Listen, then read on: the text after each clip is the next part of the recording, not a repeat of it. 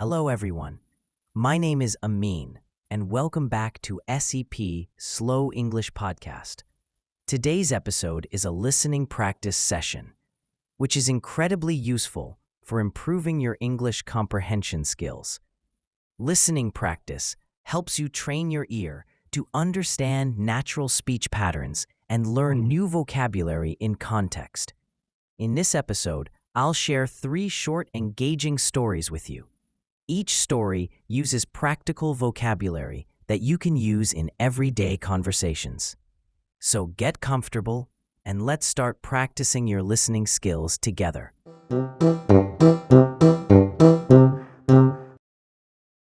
Story 1. The Night Shift Adventure. Maria had been working the night shift at the city hospital for 3 months now, and she thought she had seen everything. As a security guard, her job was to patrol the empty corridors, check all the doors, and make sure everything was safe and secure during the quiet hours between midnight and 6 in the morning. But last Tuesday night was different. Around 2 o'clock in the morning, while she was making her regular rounds on the 3rd floor, Maria heard something unusual. Soft piano music coming from the children's ward. This was strange because all the patients should have been sleeping, and definitely no one should have been playing piano at that hour. Following the sound, Maria walked slowly down the dimly lit hallway, her footsteps echoing softly on the polished floor. The music was beautiful, a gentle, peaceful melody that seemed to float through the air like a lullaby. When she reached the children's playroom, she carefully opened the door and peered inside. What she saw amazed her. An elderly man with silver hair was sitting at the old piano in the corner, playing with incredible skill and tenderness. But he wasn't alone.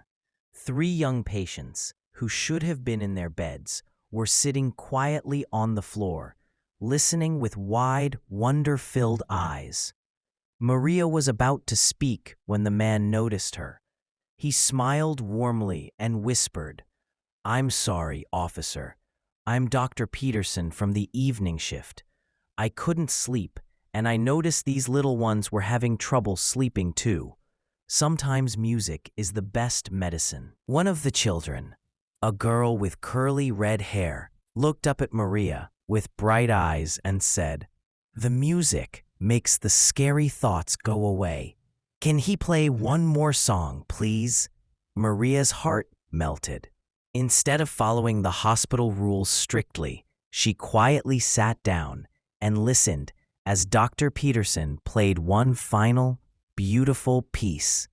Within minutes, all 3 children had fallen peacefully asleep. From that night forward, Maria learned that sometimes the most important part of her job wasn't just following rules. It was understanding when kindness and human compassion were more important than regulations. Story 2. The Language Exchange Café. David had always been terrible at learning foreign languages. In high school, he struggled with Spanish. In college, he failed French twice.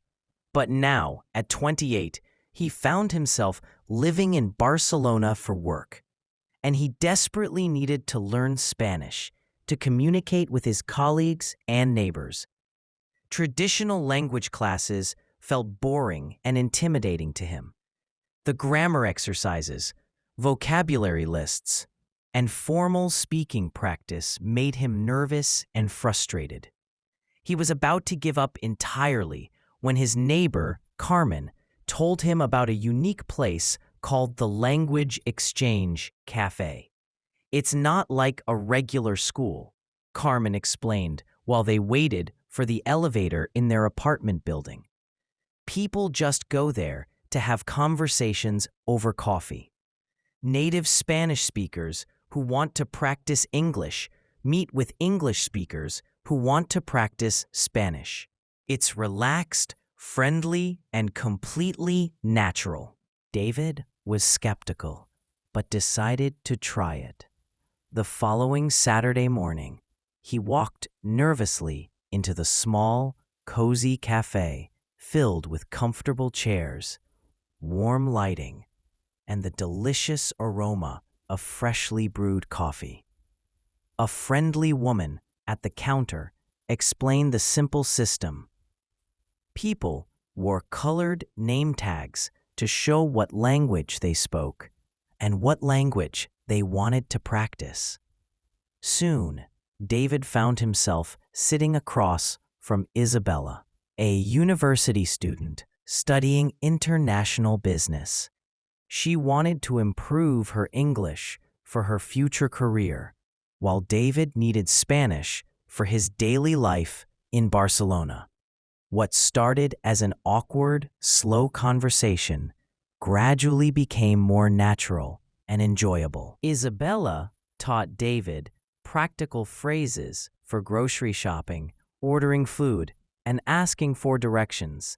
In return, David helped her with business English terminology and pronunciation. They talked about their families, hobbies, travel experiences, and cultural differences between their countries. After 2 hours, David realized something amazing. He had been speaking Spanish for the entire morning without feeling stressed or embarrassed about making mistakes. Isabella had been patient, encouraging, and genuinely interested in their conversation. Now, 6 months later, David visits the Language Exchange Café every Saturday morning. He's not fluent yet, but he can hold conversations, understand his colleagues at work, and even make jokes in Spanish. More importantly, he's made genuine friendships with people from all over the world. David learned that the best way to learn a language isn't through textbooks and tests. It's through real human connections and authentic conversations. Story 3. The Grandmother's Garden. When Thomas inherited his grandmother's house, he also inherited her magnificent garden. 3 acres of carefully cultivated flowers, vegetables, herbs, and fruit trees that she had lovingly maintained for over 40 years. The problem was, Thomas lived in the city, knew absolutely nothing about gardening, and had never shown any interest in plants or growing things. At first, he considered selling the property immediately. The house needed repairs. The garden required daily attention, and Thomas felt overwhelmed by the responsibility. But something held him back. Maybe it was the memories of spending summer afternoons with his grandmother, watching her work in the soil with such patience and joy.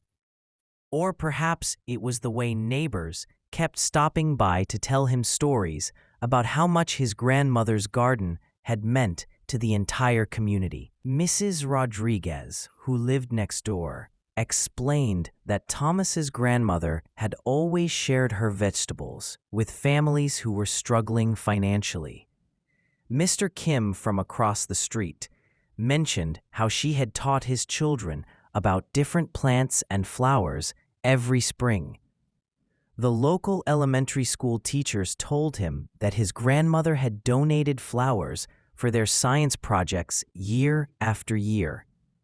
Thomas realized that this garden was more than just plants. It was a legacy of generosity and community connection. So, despite his complete lack of experience, he decided to try maintaining it himself. The first few months were disasters. Thomas killed numerous plants through overwatering, underwatering, or simply not understanding their needs. He planted seeds at the wrong time of year, used incorrect fertilizers, and struggled with pest problems. Many evenings, he sat among the wilting plants, feeling frustrated and defeated. But gradually, with help from patient neighbors, online research, and countless hours of trial and error, Thomas began to understand the rhythms of the garden. He learned to recognize when plants needed water, how to identify common diseases, and which vegetables grew best in different seasons. More importantly, he discovered something unexpected about himself. The physical work of gardening, digging, planting, weeding, harvesting, became a form of meditation that helped him relax after stressful days at his city job. The satisfaction of growing his own food and seeing flowers bloom felt incredibly rewarding in ways that his office work never did. Now, 2 years later, Thomas splits his time between the city and his grandmother's house. He's become known in the neighborhood as the young man who continues his grandmother's tradition of sharing garden abundance with others. He teaches neighborhood children about plants, just as his grandmother had done, and he's discovered a passion he never knew he possessed. Thomas learned that sometimes life's greatest gifts come in forms we don't expect, and that carrying on someone else's legacy can help us discover our own hidden talents and purposes. Thank you so much for joining me today for this listening practice session. I hope you enjoyed these 3 stories and found them both entertaining and useful for improving your English comprehension skills. Each story contained different types of vocabulary and situations, from workplace scenarios to social interactions to personal growth experiences. This variety helps you prepare for the many different contexts where you'll need to use your English listening skills in real life. Remember, improving your listening ability takes time and consistent practice. The more you expose yourself to natural English conversations and stories, the more comfortable and confident you'll become in understanding spoken English. Don't worry if you didn't understand every single word today. That's completely normal and expected. Focus on understanding the main ideas and overall meaning of each story. With regular practice, your comprehension will improve naturally. Thank you for being part of the SEP community, and I'll see you in the next episode of Slow English Podcast.